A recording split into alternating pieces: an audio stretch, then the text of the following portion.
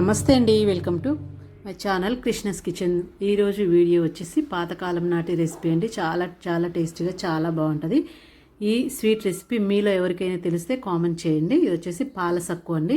ఇలా నోట్లో వేసుకుంటే అలా వెన్నలా కరిగిపోయిద్ది, అంత టేస్టీగా ఉంటుంది. ఒక్కసారి చేసుకున్నామంటే ఇంకా మళ్ళీ మళ్ళీ తినాలనిపిస్తుంది, అంత టేస్టీగా ఉంటుంది. ఇంగ్రీడియంట్స్ కూడా చాలా తక్కువ, ఇంట్లో ఉన్న వాటితోటి చాలా బాగా చేసుకోవచ్చు. టేస్ట్ అయితే మాత్రం ఇంకా తిరుగులేదండి, అంత బాగుంటుంది. ఇప్పుడు ఎలా తయారు చేయాలో చూద్దాం. దానికోసం ఇక్కడ ఒక గ్లాస్ రైస్ తీసుకున్నానండి నేను. దీన్ని ఒక 2-3 టైమ్స్ నీట్గా వాష్ చేసుకోవాలి. మనకు మామూలుగా రేషన్ అయినా తీసుకోవచ్చు, మామూలుగా మంచి రైస్ అయినా ఏ రైస్ అయినా తీసుకోవచ్చు అండి. ఇలా ఒక 2 టైమ్స్ నీట్గా వాష్ చేసేసుకోవాలి. ఇలా వాష్ చేసుకున్న తర్వాత ఇందులో ఒక గ్లాసు పాలు, మనం ఏ గ్లాస్తో అయితే రైస్ తీసుకుంటామో అదే గ్లాస్ తోటి ఒక గ్లాస్ పాలు వేసుకొని అందులోనే ఒక గ్లాసు వాటర్ వేసుకోవాలి. ఇవి ఒక 2 hours లేదా 3 hours పాటు ఇలా నానబెట్టుకోవాలండి. ఒక గ్లాస్ పాలు ఒక గ్లాసు వాటర్ వేసుకొని ఒక 3 hours నానబెట్టుకోవాలి. అప్పుడు బాగా నానితేనే అప్పుడు బాగుంటాయండి. ఇలా నానిన తర్వాత ఇప్పుడు ఒక మిక్సీ జార్ తీసుకొని మనం నానబెట్టుకున్న ముందుగా రైస్ వేసుకొని మొత్తం ఒకసారి పాలతో పాటు వేసుకోకండి, ఎందుకంటే మనకు రైస్ అనేది మిక్సీ జార్లో మెదగవండి. అందుకని ముందు రైస్ వేసేసుకొని కొంచెం పాలు వేసుకొని దాన్ని మెత్తగా మిక్సీ పట్టుకోండి. కొంచెం వేసుకొని ఇలా బాగా మెత్తగా మిక్సీ పట్టుకొని ఇప్పుడు ఆ మిగిలిన పాలన్నీ అందులో వేసేసుకొని మళ్ళీ ఒక్కసారి మిక్సీ పట్టేసుకోండి.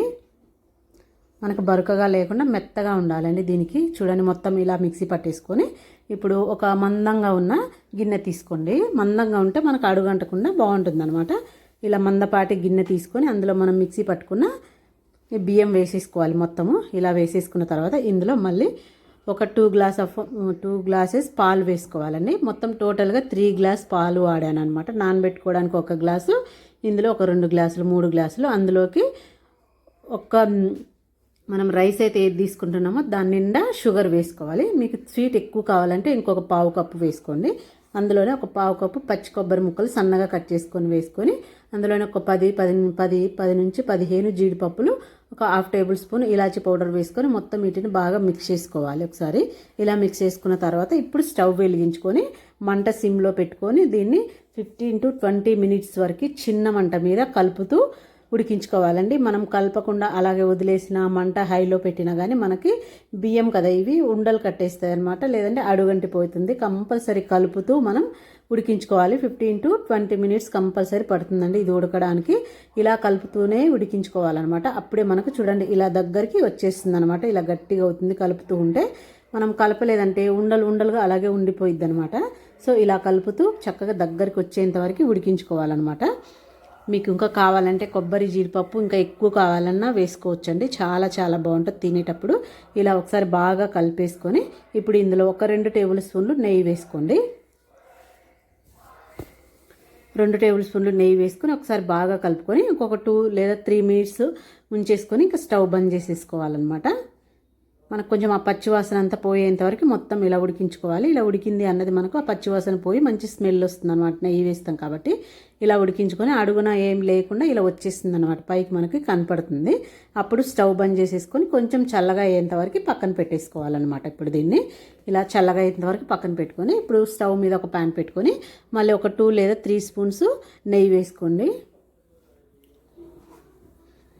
అలా నోట్లో వేసుకుంటే ఇలా కరిగిపోయిద్దండి. వేడి వేడి తింటుంటే ఆహా అంటారు, అంతా బాగుంటుంది అనమాట. ఒకసారి కంపల్సరీ ట్రై చేయండి. తెలియని వాళ్ళు, తెలిసిన వాళ్ళు ఎలా ఉంటుందో కామెంట్ చేయండి.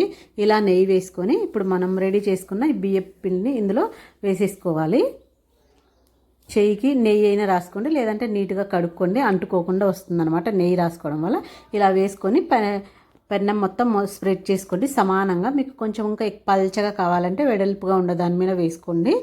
ఇలా వేసుకొని ఇది 1 సైడే కాల్చుకోవాలని, 2 సైడ్ల కాదు 1 సైడ్ కాల్చుకోవాలి. ఇలా మొత్తం స్ప్రెడ్ చేసేసుకోవాలి, సమానంగా స్ప్రెడ్ చేసుకొని మంట సిమ్లోనే ఉండాలి. మంట సిమ్లో పెట్టుకొని ఒక 20 to 30 minutes చిన్న మంట మీద మాత్రమే కాల్చుకోవాలి. అది ఎంత చక్కగా కాలితే అంత బాగా సాఫ్ట్గా, కింద బాగా మాడినట్టు, పైన ఇలా వైట్గా, తింటుంటే మంచి క్రిస్పీగా, అడుగున బాగా కరకరలాడుతూ మాడింది, పైన సాఫ్ట్గా ఉంటుందండి. ఇలా నోట్లో వేసుకుంటే అలా వెన్నలాగా కరిగిపోతుంది అనమాట, అంత టేస్టీగా ఉంటుంది. చూడండి మనకు ఇలా మొత్తం కాలేసి కింద అనేది కలర్ వచ్చేస్తుంది అనమాట రెడ్గా.